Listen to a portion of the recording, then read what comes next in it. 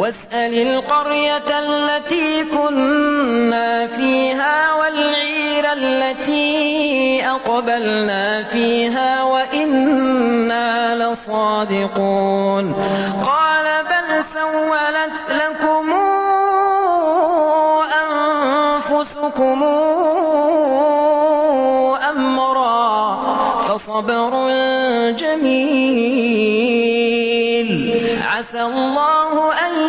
ياتيني بهم جميعا إنه هو العليم الحكيم وتولى عنهم وقال يا أسفا على يوسف وابيضت عيناه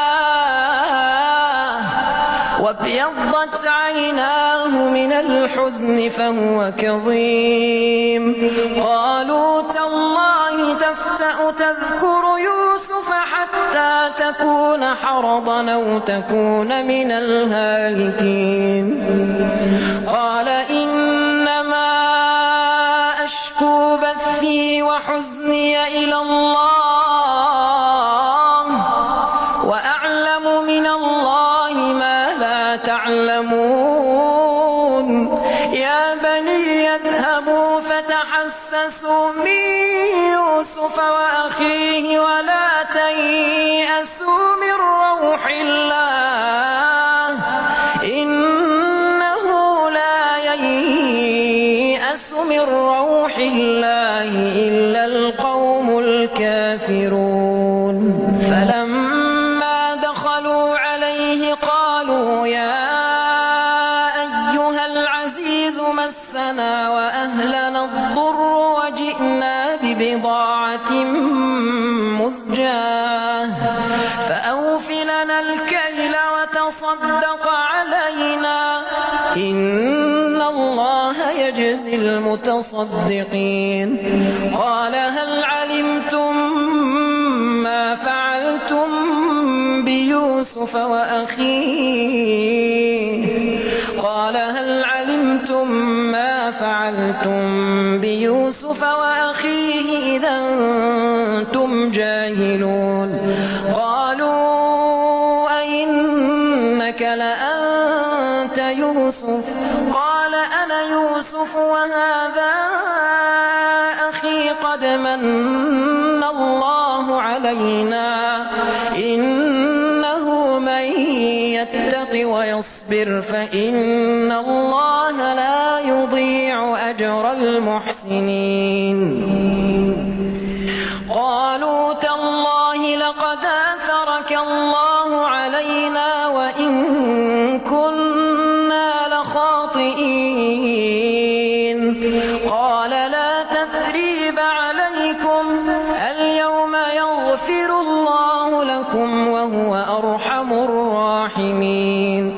اذهبوا بقميصي هذا فألقوه على وجه أبي يات بصيرا واتوني بأهلكم أجمعين ولما فصلت العير قال أبوهم إني لأجد ريح يوسف لولا أن تفندون قالوا تالله إنك لفي ضلالك القديم فلما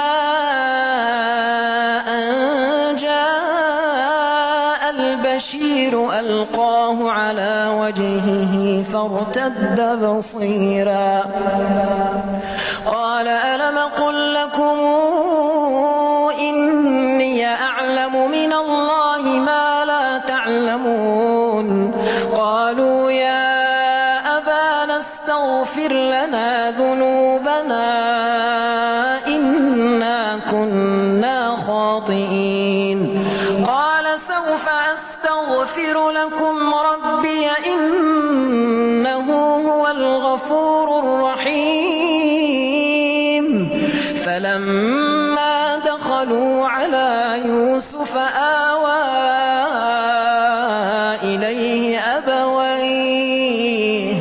وقال ادخلوا مصر إن شاء الله آمنين ورفع أبويه على العرش وخروا له سجدا